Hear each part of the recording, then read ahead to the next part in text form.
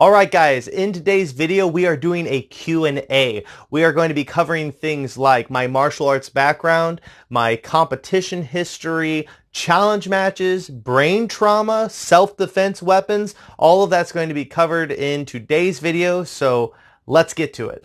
The art of fighting without fighting? Show me some of it. Hi there, everybody. Michael Valenti here with the School of Self-Defense in Indianapolis, and I am very excited about today's video because we are doing a Q&A. There's been a recent uptick in subscribers on this channel, so I thought it'd be fun to do a Q&A with you guys and answer some of your questions.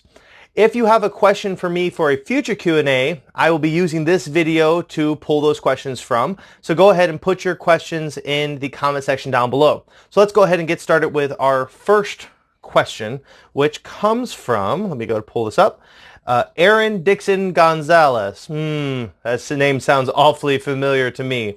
If this is the guy I'm thinking about, this is actually one of my former students. I believe he's a yellow belt in CDS and a really, really badass grappler. I recall him being very good at grappling. So Aaron Dixon Gonzalez asks, what's something people think is great for self-defense, but is actually not? And vice versa, what is something people underrate for self-defense? All right, well, the first part of the question is, what is something people think is great for self-defense, but is actually not? And my knee-jerk reaction is going to be self-defense weapons.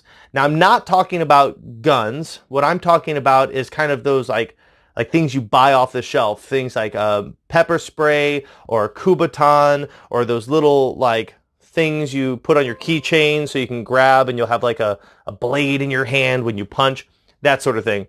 And the reason, I'm not saying that they don't work. As a matter of fact, I actually think pepper spray is really effective. Very, very good tool.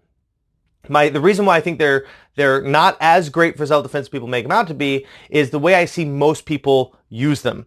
That usually what I see happen is someone buys like a Kubotan, which is like a sharp stick, and they put it on their keychain, and then they never think about it again. Or they buy themselves a bit of pepper spray, and they put it in their car or in their purse, and then they never think about it again. The value of a weapon is in its accessibility during the moment in which it is needed, and in how well trained you are with that weapon. Those are the two things you need.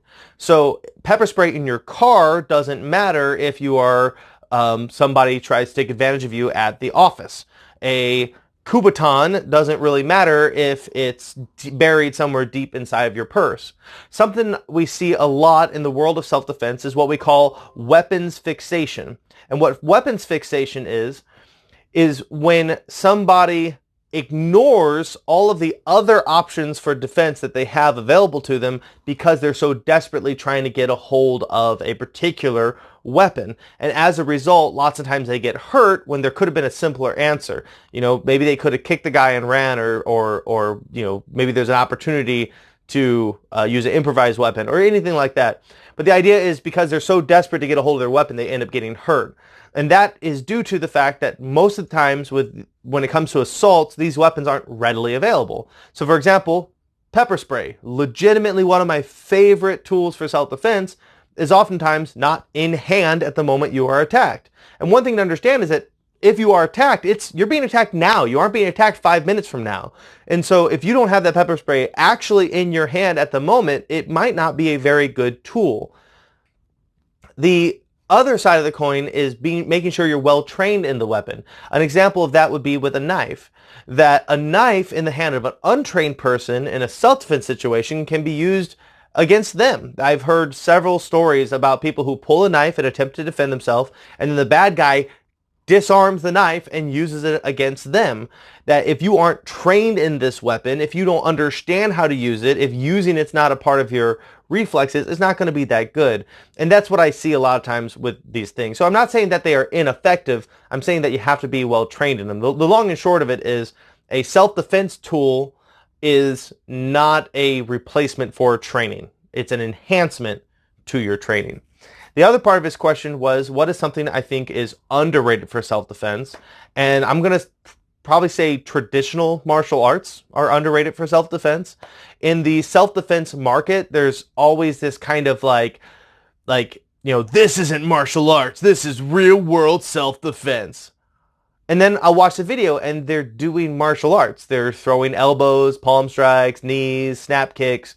And at the end of the day, like all that stuff comes from traditional martial arts. Now, not all traditional martial arts are 100% focused on self-defense. So a lot of times what we do in the self-defense market is that we distill the essentials towards our goal from those traditional martial arts. But don't be fooled that if somebody teaches self-defense, they have almost certainly studied traditional martial arts and it played a big role in their understanding of fighting. Traditional martial arts are not perfect for self-defense, but they are definitely underrated because I've heard people act like, oh, there's self-defense and then traditional martial arts is completely garbage. And that's just not true. If you got a guy who studied karate under a really good karate school, none of this like crappy dojo stuff, but under a really good karate school and he's got a black belt, that guy can fight. All right. So this TMA works. All right. Next up is from Better Synthesis. And Better Synthesis asks, since I live nowhere near your school, how do you feel about mixed martial arts plus Kali as a self-defense curriculum? That was my takeaway from your hour-long ranking video. Well, for starters, thank you so much for watching that hour-long video. I really appreciate that. And I think you do got a really good start with combining mixed martial arts and Kali. I think that's a phenomenal start. But I think to have a complete self-defense training, if I was you, I would add 2 more things. Luckily, these aren't things that you have to train in literally every day to have a skill for. So this is a good start, but I would also incorporate some kind of firearm training and some kind of de-escalation training. So if the firearm training is available to you, it's really important that you get that. And the reason for it being is even if you don't carry a gun, you don't intend to carry a gun, and you live in a place where guns are illegal, it is still possible that a gun can be used against you. And if you don't know your way around a weapon, if you aren't comfortable handling a gun, making a gun safe, checking if a gun is safe, unloading a gun, if you don't know your way around like a pistol, you're gonna be like triply terrified by having a pistol pointed at you, or having to deal with a pistol like in some other sort of situation. So ultimately, if a gun is involved, it's best to comply, but there are situations where you cannot comply and you have to act. And I definitely recommend having firearm training there. For sure. So if it's available to you, take a basic pistol course, maybe like once a year or once every couple years, so that you always know your way around a gun and you're used to handling it. And then there's the 4th aspect to add to your training, which is conflict de-escalation.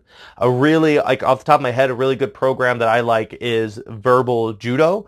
This was originally developed for police officers. The guy who developed it is a hoot, but he really knows what he's talking about, and his program is really ironclad.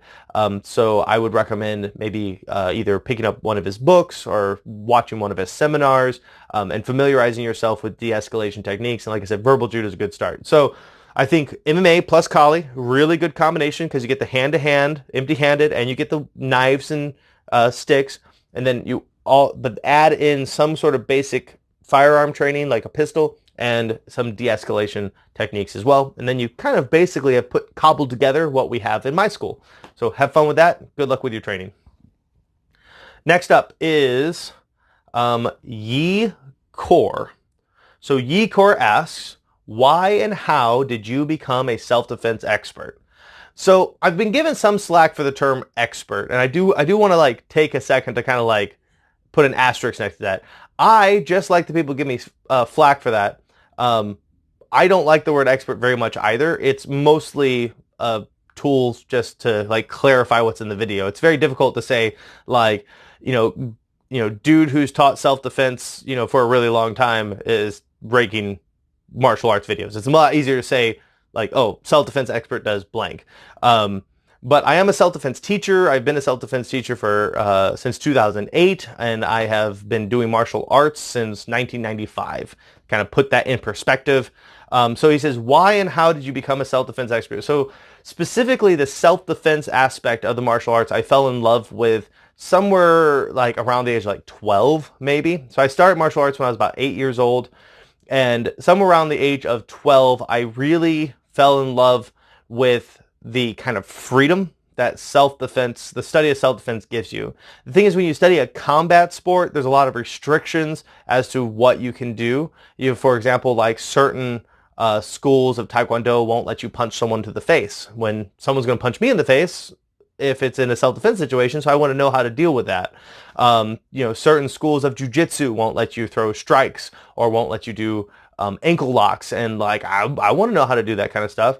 And so when I was young, I got into the self-defense world mostly because it gave me the most freedom to like explore the world of martial arts, that there wasn't any rules in a street fight or rules in a self-defense situation.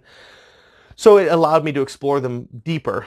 As I got further into the world of self-defense, I really fell in love with the practicality of the way of thinking. And then as I started teaching it, I really fell in love with being able to help people stay safe. That I have had several of my students have the misfortune of being attacked, but the fortune of having the tools they needed to defend themselves. So far, of every person I've taught who's had someone attack them has emerged basically unscathed and has finished the fight within 3 to 5 seconds. And it brings me a lot of joy to know that the information that I gave them kept them safe. And that's one of the biggest things that keeps me in the market, is that instead of me going out beating people up, I'm helping people stay safe. And that means a lot more to me. That seems like a much more noble cause. So it started off because it was just a place where I could really explore martial arts deeper. And now it probably has an even deeper meaning to me than it did back then. So that's the why. How did I become a self-defense expert? Well, I've been doing martial arts since I was 8 years old, but I trained at and was certified at and then taught at a self-defense school, a business that taught self-defense to the masses. And so that's where I got my training from. I trained there for several years. I did an apprenticeship, and then I taught professionally for that company for many years, and then eventually went on to start my own company. There's a couple things that that company didn't address that I wish that they would have. So they had a really good stand curriculum, really good ground curriculum, really good weapons-based curriculum, but they didn't have any takedowns. I mean, they had some, but they didn't have a lot of takedowns. And so to me, there seemed to be a gap between the stand and the ground. And so I went on to learn some judo in order to bridge that gap. And they had kind of the violence avoidance and situational awareness aspect, but they didn't have the conflict de-escalation aspect. And so I had to go off and study that on my own as well and incorporate that into the self-defense program that I teach, which is called CDS. So how did I become a self-defense expert? I went to school to become a self-defense expert. All right. What's the next question? So this next one comes from MJ1, and they ask, I go to the gym 4 days a week, so I got three spare days for learning self-defense. Do you think that's enough? For starters, yeah, it is. Should I attend 2 classes in the same session, like one followed by the other? Most of the MMA academies have this kind of schedule, like BJJ plus MMA. Yeah, you should. If you got a good if the coach is good, they'll know how to pace. They'll know how to pace you for that activity. I'm pretty sure I'll run out of stamina in the second class. You will, and that's a good thing. In the second class, or maybe with practice, I will withstand 2 classes. What do you think? So one of the kind of hurdles a lot of people make when they're already in a physical fitness program and then they start martial arts is that they don't adjust their fitness program to accommodate for the additional physical activity that they are doing. So for example, a program, let's just say like P90X, is assuming that that is your only exercise for the day. And so they're going to kick your ass like no one's business because they're assuming you're doing literally no other exercises that day. And so you get really worn out. And then if you go and add more physical activity on top of it, you may run the risk of injuring yourself because you overdid it. And so as you add additional exercise to your day or to your week, you have to adjust the energy output of everything else so that it evens up, which is a difficult thing. But if you have a good martial arts coach, they have been doing this their entire life, and they will be able to help guide you into the best way to create that balance so that you can keep going to the gym and keep doing martial arts without having to run the risk of injury. A good martial arts coach will also pace their classes in a way that allows you to get through them without hurting yourself. But you do kind of want to get gassed every once in a while when it comes to martial arts. Actual self-defense situation is far more cardiovascularly intense than almost anything you could do. So it's good to know what it feels like to be at the end of your rope. But at the end of the day, you can totally do it. When I was training, for example, when I was studying to become a self-defense instructor, I trained 7 days a week. Most of my days would start at about 5 o'clock p.m. and they would usually end at about 10 or 11. And I did that every single day for 5 or 6 years. It's all about pacing, and if you pace yourself properly, you can do it. All right, let's look at the next question here.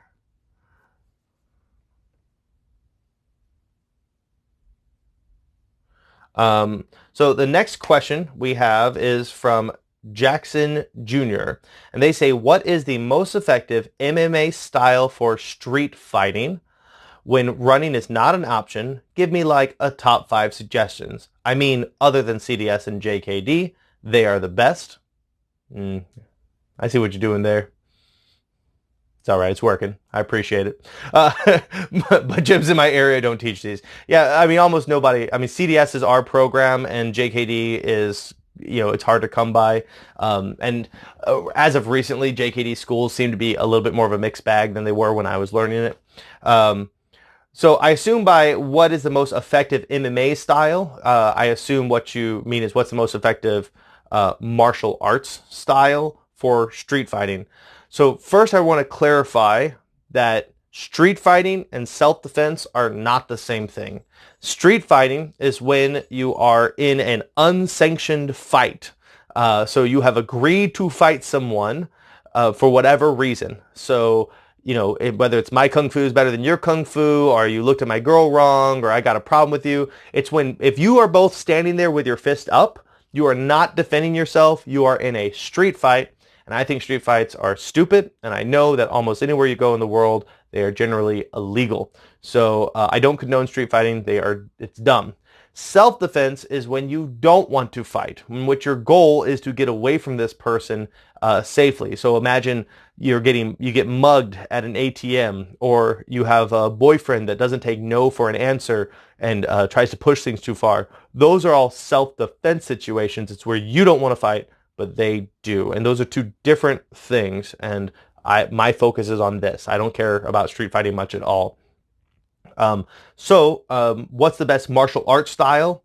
You said MMA styles, and I think that's exactly it. I think MMA is one of the best bases you could get. If you looked at like the big list that I made in that big hour-long video, I think right under Jeet Kune Do was mixed martial arts. And that's because mixed martial arts covers the broadest category of martial arts. And after that, I generally favor grappling arts to striking arts when it comes to self-defense, just for the sake of control and the fact that so men, we're seeking to control our opponent, but in particular when it comes to women's self-defense, the bad guy is generally trying to control you. So understanding grappling is a tremendous asset in women's self-defense as well, because if you imagine sexual violence, well, lots of times that's going to happen in a grounded position. And so understanding principles of how to properly utilize guard or sweeps or chokes from those positions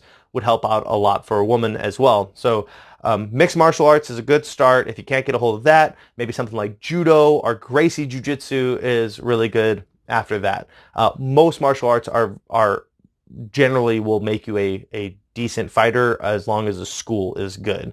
One thing to remember, it's far more about how the art is trained than the art itself. But if gun to my head, I'm going to say mixed martial arts, judo, Gracie Jiu-Jitsu, go with those. All right, next question. So my next question is from Bloody Knights, which I recognize that one. That is actually one of my friends and one of my students. He studied Kali with me for several years. And going over this question, the first half of it is a giant inside joke, so I don't really need to go into that on this video, but I will agree with you, Bloody Knights, fuck Shao Kahn. But he does ask a question at the end. He says, why do you think people are so interested in belts when it comes to martial arts? Well, that's kind of got two answers to it. So I think there is what people want from belts, like why people like them, and then what they're actually used for. So let's first talk about like why people actually like belts. I think there's kind of two reasons why people are into getting belts. The first is recognition for your efforts. That makes a lot of sense. Think about like Employee of the Month or getting a degree from college that says that you have successfully attained a certain amount of information. Well, you get your degree and what do? You hang it on your wall. Why do you hang it on your wall? Because you want people to walk in and go, that person knows a lot about X, Y, and Z, right? You're proud to be an Employee of the Month or Employee of the Year because you get that recognition for your effort. I think that there's a lot of toiling in and suffering in the study of self-defense or martial arts in general. And I think having that belt is just a really nice recognition of your progress and of your growth. And it serves as a really quick way to point to your knowledge base, as opposed to me having to fight literally everybody who wants to know how good of a fighter I am or how much martial arts I know. I think the thought is I can point to that black belt and say, hey, this is what I know. This is my knowledge base. I think that's what people like about it. That's not necessarily always what it actually is, but I think that's what we like about it. What are belts actually used for? Why do I like belts? Belts help divide the curriculum of a martial art up into digestible pieces for the student. As a teacher, if I'm teaching a curriculum that has 500 techniques, it's very difficult to get someone to fully embrace all 500 all at once. And so what we'll do is we'll take those 500 techniques and maybe break them down into sets of 40 so that it's easier to learn and digest and test, and you can really like hone in on those 40 techniques and get good at those before moving on to the next one. It makes it more digestible for the student to break the curriculum up, and just kind of belts have been the way that we do it. Belts are also really valuable for the instructor, for me to instantaneously know what I need to teach someone. When I walk into a class and I have a blue belt in front of me, I know precisely what part of the curriculum they're in and what I need to be teaching them. I also know precisely what they already have been taught, so I know what to review them on, and I also know what I can ask of them and reasonably expect them to know how to do. So that's the actual value of belts. Belts aren't actually for the students. Belts are for the teacher. All right. So let's look at the next question. Next question comes from PS. And PS asks, what age did you start learning martial arts, and what was the first martial art you learned? Well, I started martial arts when I was 8. The movie Mortal Kombat came out. I saw it and saw Robin Shou run up a wall and kick a guy in the face and said, that's what I want to do for the rest of my life. I talked to my dad about it, and the next day he had me in a Kuk Sool Won school. Kuk Sool Won is a Korean martial art. It's very similar to Hapkido, but it's a little bit more of a mixed martial art from my understanding. Overall, I think it was a pretty good starter martial art. It had stand, clinch, ground, and weapons, so it kind of gave me a good initial, I guess, peek into the wider world of martial arts, as opposed to just getting into boxing or just getting into wrestling or just getting into jiu-jitsu. I really kind of thought about punches and grappling like as a unit, and that helped out a lot. As far as how good Kuk Sool Won actually is, I don't know. I've not trained in it for years. What I've seen online, I'm not crazy impressed with. I still have a soft spot in my heart for it, though. So yeah, 8 years old, Kuk Sool Won. So let's see. Our next question is MC Ab. And actually, this guy's question is very similar to another guy's question, Alexander Jovic. So I'm going to answer both their questions at the same time. So MC Ab asks, I know this isn't your focus in martial arts, but I'm curious as to how much and what kind of competition experience you have, if any. And to be honest, it's not even a matter of credibility to me, since you already demonstrate you know what you are talking about. That's very sweet of you to say. And Alexander Jovic asks effectively the same question, but shorter. He says, have you ever competed? And the answer is yes. Yes, I have, and in nothing all that impressive. In my teenage years and my 20s, I took part in no holds barred, like really, really local and amateur fights. If you think about, this is like back in like 2006, 2005, 2004, MMA wasn't really as popular as it is today. So picture like Street Beefs, the YouTube channel, and that was the kind of competition that I did. Did that for about 4 or 5 years. It was really fun, kind of scary. I learned a lot. And then in more recent years, I did a couple of Kung Fu competitions and did well in those as well. So I've done some old school no holds barred competitions and some Kung Fu competitions. All right, next question.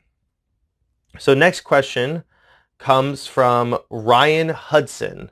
And Ryan Hudson asks, a very similar question actually, have you ever done a challenge match like how that Chinese guy that does MMA as a hobby and beats up Tai Chi guys does?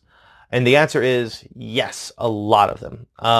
I don't really like to talk a lot about my past because I don't want to glorify it, because I think the way I went about things was oftentimes dangerous and really stupid, and there's much better ways for people to learn how to fight nowadays. But I was raised in a town in which probably the nearest mixed martial arts school was probably about, an hour or more away from me, probably more. Like I said, mixed martial arts really wasn't that popular back in like 2004, 2005. And so I would take literally any fight that I could take. And so all it would take was for somebody to say like, I think my Kung Fu is better than your Kung Fu. And I'd be like, all right, let's knuckle up and let's go. And we'd fight to see who had the better Kung Fu. I was extremely successful at this. And I really would have to like sit down and count how many of these encounters I actually had between the ages of like, I don't know, 16 and 23. About 23 is when I just kind of like said, this is stupid. I need to stop doing it. But yeah, I've done a lot of challenge matches. Actually, that's probably where a big chunk of my kind of bullshit meter towards martial arts comes from, is that once you've actually been in a street fight, which is not self-defense, but those are street fights, you start to really kind of notice like, well, that wouldn't work and this wouldn't work and this would work pretty quickly. So I'm not super proud of it. I especially don't want to glorify it, because nowadays with how popular mixed martial arts is and mid-contact tournaments are, you can train in a much safer way. You can learn if your stuff works in a much safer way. Challenge matches nowadays are stupid and dangerous. But yes, I have done them and I was quite successful. All right. Last question. And this is a question that I asked for some clarification on from the original poster, but they never got back to me. So I'm going to just have to assume some things, which I would have preferred to have clarified before answering it, but I'm going to go for it anyways because they haven't answered me. So they asked, and it's a great question. They said, this is George Leonard, and they ask, how do you and people still practice striking martial arts like boxing, kickboxing, etc., after you know it causes brain damage? And that's a great question. I think it's probably one we don't think about very often when it comes to striking martial arts. I'm going to answer this in two ways. First, I'm going to talk about how do we practice without hurting ourselves, and then I'm going to kind of point out that all physical activities cause brain damage. So not all physical activity. We'll get into it. So let's first talk about like training. So if I had a son and he wanted to get into boxing, I'd be pretty hesitant because yeah, getting in the ring and getting his head knocked around, I don't want that to happen to somebody. It freaks me out. Generally speaking, if one of my students wants to compete, I point them towards the grappling arts first so that it will minimize the amount of damage they actually have to take. I love boxing. I love kickboxing. I love Muay Thai. But yeah, those can be very damaging arts. Having said that, though, there are ways to train these arts safely. For example, if you like look at how Muay Thai is trained, the traditional way you train Muay Thai is that you only ever fight hard for competition, and that when you are training at your gym, you're always sparring incredibly light, like gentle touches the entire time. And you only ever really hit hard when you're hitting like a heavy bag or if you're hitting in competition. So it's not like while you're training boxing or training kickboxing that you're getting your head knocked in nonstop all the time. It's only going to happen during competition.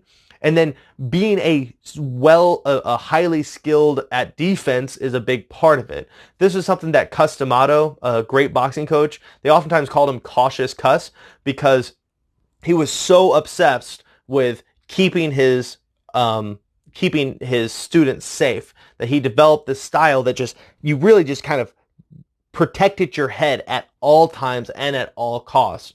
So I personally enjoy training in these striking arts because I don't get hit in the head very often, because I train in a way and fight in a way that keeps me safe. I don't know how somebody, if they're just taking blowout, like someone like Butterbean who just would like get hit in the head all the time but just would take it. I don't know how the hell you did that. That seems craziness to me.